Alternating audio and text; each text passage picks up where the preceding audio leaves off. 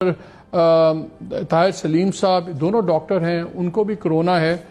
ایک تو میں ان سے شروع کرنا چاہوں گا کیونکہ میں چاہتا ہوں کہ ہم کرونا کو ایک سٹیٹسٹک سمجھنا چھوڑ دیں۔ یہ ایک حقیقت ہے جس کا انسانی چہرہ ہے، جس کا دکھ درد ایک انسان کا دکھ درد ہے، اور ہمیں اس کو کتنا سیریسلی لینا ہے۔ ہم کسی اور سے نہیں بات کرتے۔ سب سے مشکل کانورسیشن ہوتی کسی کے لیے بھی، میرے لیے بھی، کہ میں کسی ایسی ماں سے بات کروں جن کو انہوں نے ابھی اپنا بچہ کھویا ہو۔ I am a parent myself so I know the pain. Doctor Shabnam السلام علیکم۔ وعلیکم السلام۔ تھینک یو ویری مچ کہ آپ نے ہمارے لیے وقت نکالا۔ جی آئی کین ہیئر یو۔ بہت شکریہ آپ نے ہمارے سے گفتگو کے لیے وقت نکالا۔ یہ کرونا پہ بڑا لوگوں کا ایک کیجول ایٹیٹیوڈ ہے، جیسے بس کرونا کا کیا ہے، ہو جاتا ہے، نہیں ہوتا۔ سڑکوں پہ دیکھیں لاکھوں لوگ پھر رہے ہیں، کچھ پرواہ نہیں ہے۔ بطور ڈاکٹر اینڈ بطور ماں تو ہمارے سے شیئر کریں کہ یہ جو چیز آپ کے ساتھ ہوئی ہے اور بہت سی اور ماؤں کے ساتھ ہو چکی ہے، اور خطرہ ہے کہ آنے والے دنوں میں بہت سے ایسے واقعات ہوں گے، اس پہ کچھ کہنا چاہیں گے ہمیں آپ؟ جی، بسم اللہ الرحمن الرحیم۔ میرا نام ڈاکٹر شبنم طاہر ہے اور میں گائنی میں ایسوسیٹ پروفیسر ہوں لاہور میں ایک نجی ہاسپٹل میں۔ میرے لیے بہت مشکل تھا۔ ابھی پرسوں میرے بیٹے کی ڈیتھ ہوئی ہے، کل میرے بیٹے کی ڈیتھ ہوئی ہے، اور آج میرے لیے اس طرح دوسروں کو فیس کرنا از ویری ڈیفیکلٹ۔ لیکن میں سمجھتی ہوں بینگ اے ہیلتھ پروفیشنل کہ اس ٹائم پہ اگر میری کوئی بات دوسروں تک پہنچ جائے تو ہو سکتا ہے کہ جو میرے ساتھ ہوا ہے وہ شاید دوسروں کے ساتھ نہ ہو۔ میں ایز اے مدر اور ایز اے ہیلتھ پروفیشنل دونوں چیزیں اپنے ایک ہفتے کا جو ایکسپیرینس ہے میں وہ چاہوں گی کہ میں آپ کو مختصراً آپ کو بیان کر سکوں، اور اس کے بعد جو کنکلیوژن میں نے اس سے نکالا ہے وہ شاید دوسروں کے کام آ سکے۔ پہلی بات تو یہ ہے کہ میرا بیٹا سلمان طاہر، جس کی عمر 21 سال اور چند مہینے تھی، وہ بالکل صحت مند بچہ تھا۔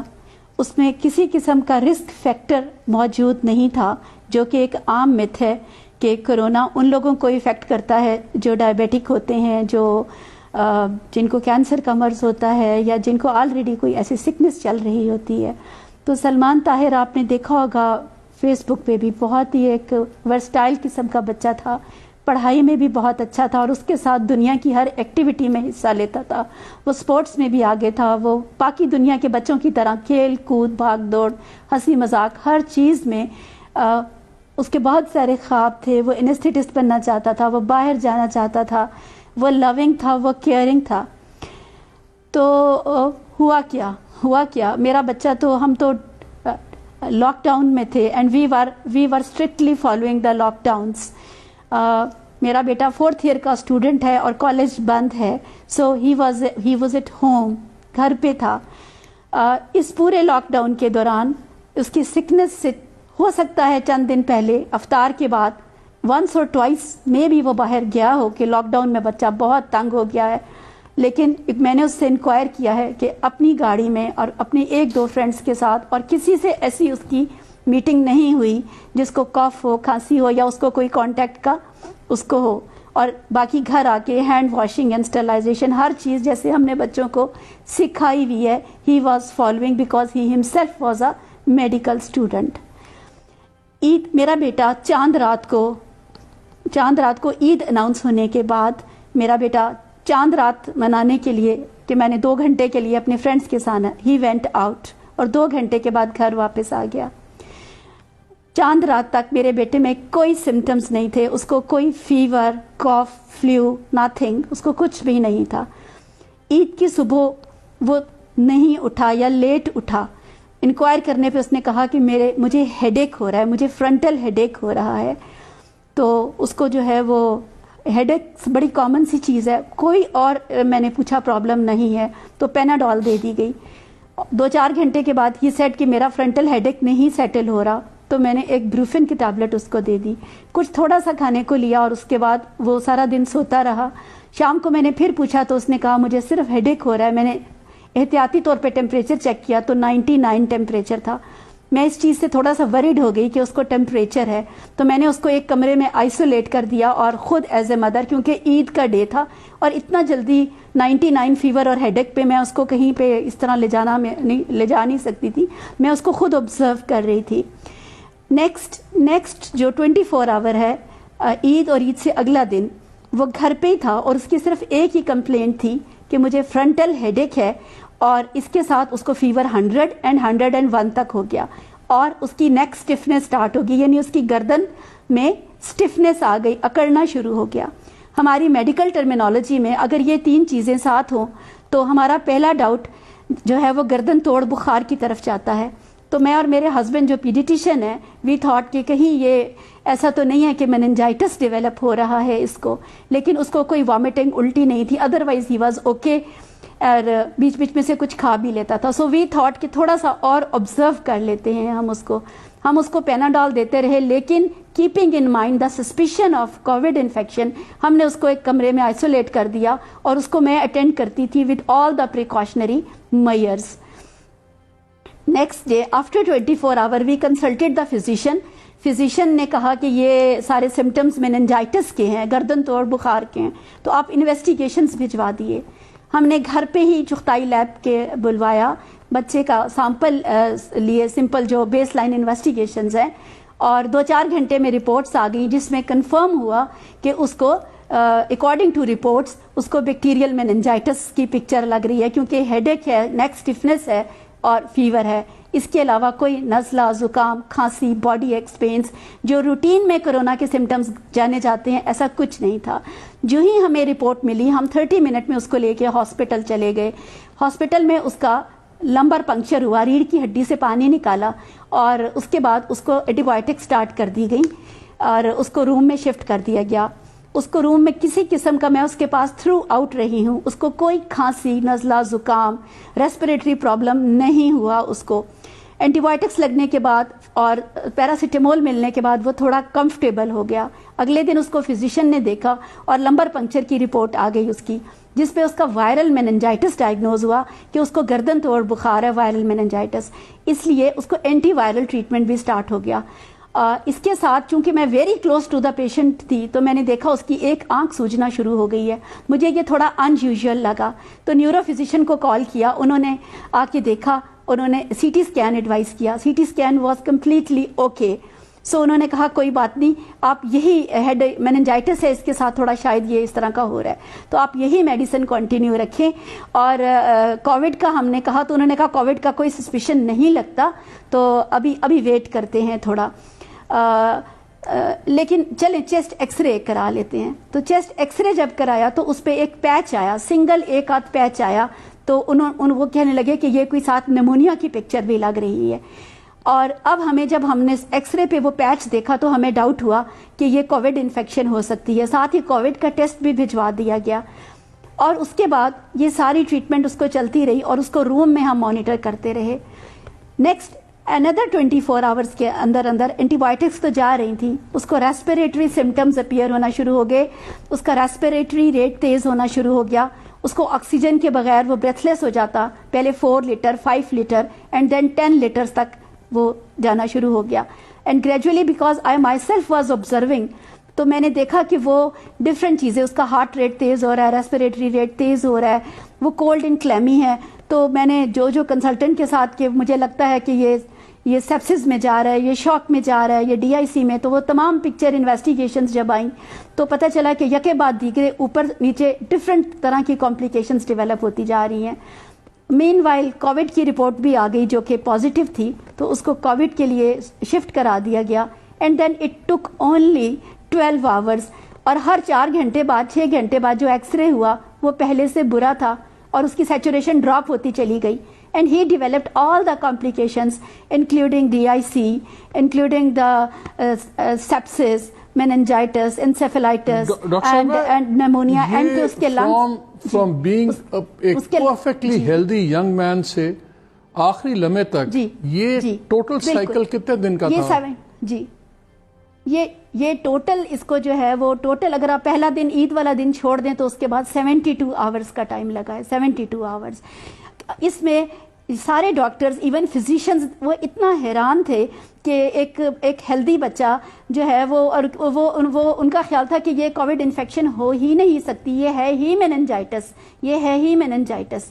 تو اس کے بعد اس کو respiratory symptom were the last symptoms جو اپیئر ہوئے.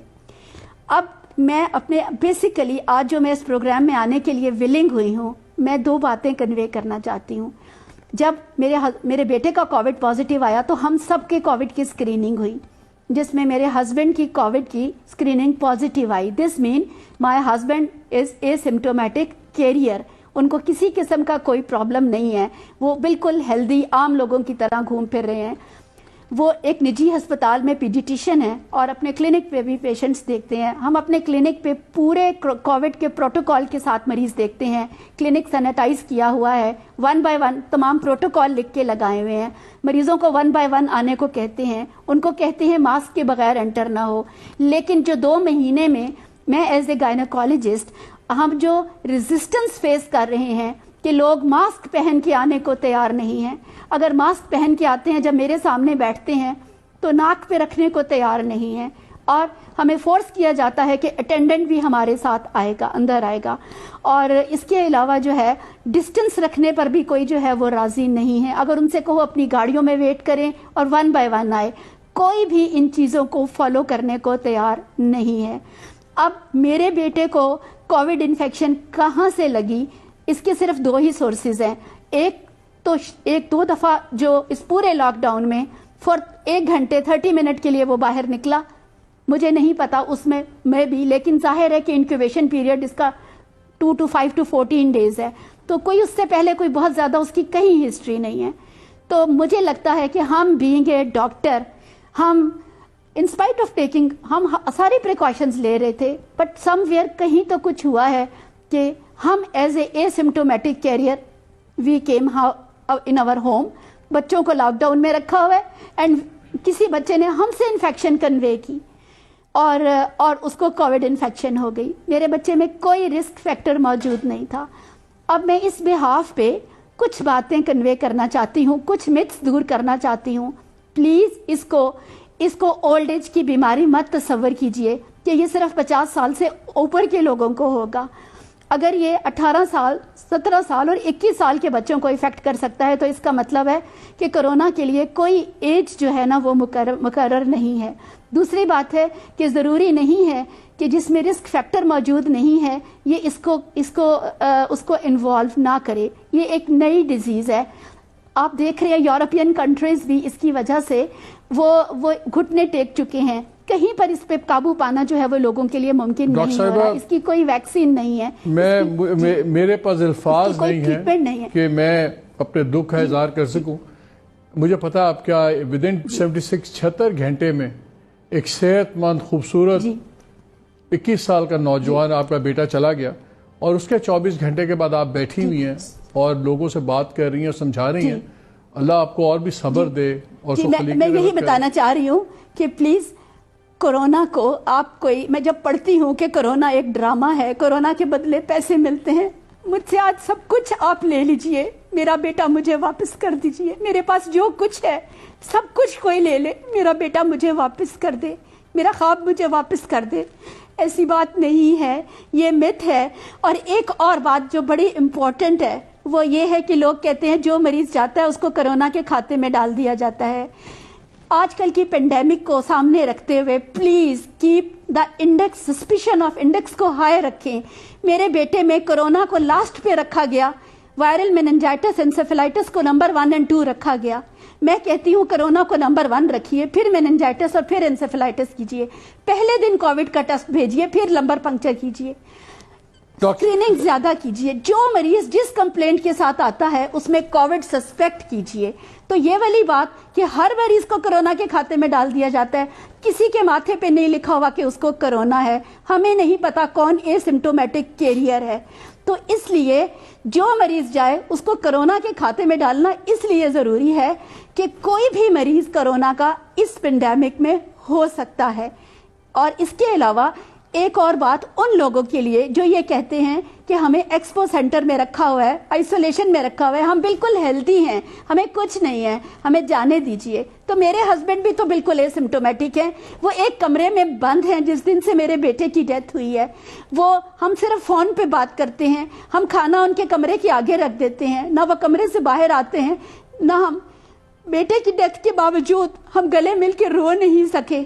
ہم نے اپنے بیٹے کی بریل تمام کووڈ پروٹوکالز کے تھرو کی ہے ہم نے. تو میرے ہسبینڈ از ان آئسولیشن, جب تک ان کا ٹیسٹ نیگیٹو نہیں آتا نہ وہ ہم سے ملیں گے اور نہ ہی وہ اپنی ڈیوٹی جوائن کریں گے. میں اپنے بیٹے کے ساتھ بہت کلوز کانٹیکٹ میں رہی ہوں. میرا انیشیل ٹیسٹ نیگیٹو ہے, but I shall wait for another test کہ میں 10 ڈیز کے بعد اندر ٹیسٹ کراؤں. اگر میرا ٹیسٹ نیگیٹو ہوگا تو میں اپنی ڈیوٹی پہ کو جوائن کروں گی. تو ہم لوگ بینگ اے ہیلتھ پروفیشنل, ہم لوگ جو ہے, ہم دیکھیے میرا ٹیسٹ اگر نیگیٹو آتا ہے یا میرے ہسبینڈ کا, تو ہمیں پھر جانا ہے اور پھر کام کرنا ہے. جیسے جنگ میں کوئی سپاہی بارڈر نہیں چھوڑ سکتا, ہم بینگ اے ڈاکٹر اپنا کام نہیں چھوڑ سکتے. میرا بیٹا چلا گیا ہے تو کیا میں ڈاکٹری چھوڑ دوں گی؟ میں نہیں چھوڑوں گی, میں اپنا کام جاری رکھوں گی, میرے ہسبینڈ اپنا کام جاری رکھیں گے.